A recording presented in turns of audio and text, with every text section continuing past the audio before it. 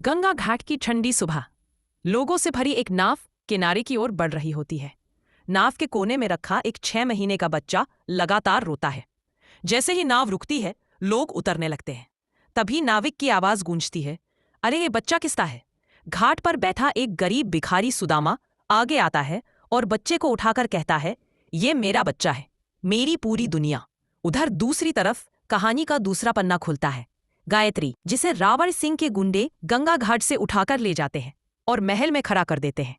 उसकी गोद में उसकी छोटी बहन चांद, जो उसके भाई से 20 मिनट छोटी पैदा हुई थी, सिसक रही होती है।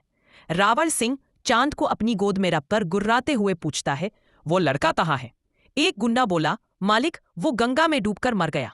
यह सुनते ही रावण सिंह गायत्री को महल के एक पुराने अंधेरे कमरे में बंद कर देता है। गायत्री के मुंह बोले फूफा फूफी राम सिंह और राजेश्वरी किसी तरह चांद को लेकर महल से जान बचाकर निकल पड़ते हैं। भागते भागते थके हुए दोनों गंगा के दूसरे किनारे पहुंचते हैं। राम सिंह गहरी सांस लेकर कहते हैं, राजेश्वरी, तुम शहर जाओ, हमारा कारोबार संभालो। मैं यहीं रहकर इन बच्चों के हक और आज़ादी के लिए लड़ूंगा और समय समय पर मिलूंगा। पर दिल वहीं अटका रह जाता है। उधर सुदामा के पास पल रहा बच्चा, जिसे उसकी मौसी आशा मौसी प्यार से नाम देती है, सूर्या। सूर्या अपनी दत्तक बहन रानी के साथ बड़ा होने लगता है। जब सूर्या 12 साल का होता है, सुदामा की मृत्यु हो जाती है। गंगा किनारे की झुग्गियों में 2 अनाथ बच्चे, सूर्या और रानी, दुनिया से जूझते रह जाते हैं। पर सूर्या हार नहीं मानता, तो अपनी बहन को खिलाने पिलाने के लिए छोटे मोटे काम करता है। एक दिन सूर्या अपने होटल के छोटे से काम पर जा रहा होता है कि देखता है कुछ बड़े लड़के एक छोटे लड़के और लड़की को परेशान कर रहे हैं। सूर्या आगे बढ़ता है, उन गुंडों जैसे लड़कों से भिड़ता है और बच्चों को बचा लेता है। वह लड़का हाँफते हुए कहता है, मेरा नाम भरत है, हमें बचाने के लिए शुक्रिया, पर तुम्हें डर नहीं लगा? वो इतने सारे थे। गरीब को सिर्फ भूख और अपनों को खोने का डर लगता है साहब। भरत भावुक होकर पूछता है, क्या तुम मेरे दोस्त बनोगे? सूर्या हामी भरता है। भरत उसे गले लगा लेता है।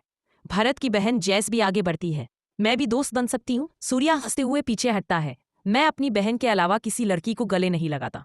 सभी खिलखिला उठते हैं। समय उठता है, 10 साल बीत जाते हैं। भरत शहर का एक उभरता खिलाड़ी बन चुका है। जैस पढ़ाई में तेज और सूर्या बस्ती का हीरो, बच्चों का सहारा और कमजोरों की आवाज। एक दिन सूर्या बस्ती के छोटे बच्चों को गंगा किनारे घुमाने ले जाता है। अचानक वह देखता है एक नाव तेजी से घाट पर आकर रुकती है। उसमें से एक खूबसूरत निडर लड़की उतरती है, अपनी पीठ पर बच्चा बांधकर। वह जल्दबाजी में इधर उधर देख रही होती है। उसी वक्त दूसरी नाव आकर रुकती है।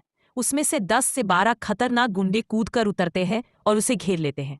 सूर्या दौड़ने ही वाला होता है कि वह लड़की पास पड़ी लकड़ी का फट्टा उठा लेती है और 7-8 गुंडों को धूल चटा देती है। गुंडे चीखते हैं, पकड़ो इसको, लेकिन पीछे से दानव सिंह, गुंडा नेता, उसके सिर पर वार कर देता है। लड़की बेहोश होकर गिर जाती है। जैसे ही गुंडे उसे उठाने लगते हैं, सूर्या बिजली की तेजी से आता है और एक ही लात में गुंडे को दूर फेंक देता है। दानव सिंह गुर्राता है, ज्यादा शेर मत बन, तेरी बहन है क्या ये?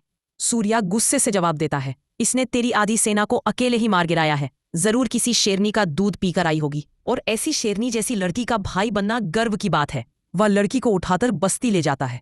धीरे धीरे लड़की होश में आती है। उसकी आंखों में डर नहीं, आग होती है, और सूर्या की जिंदगी अब बदलने वाली है।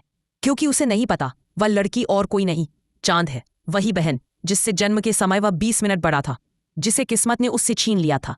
अब कहानी 2 किनारों को दोबारा जोड़ने वाली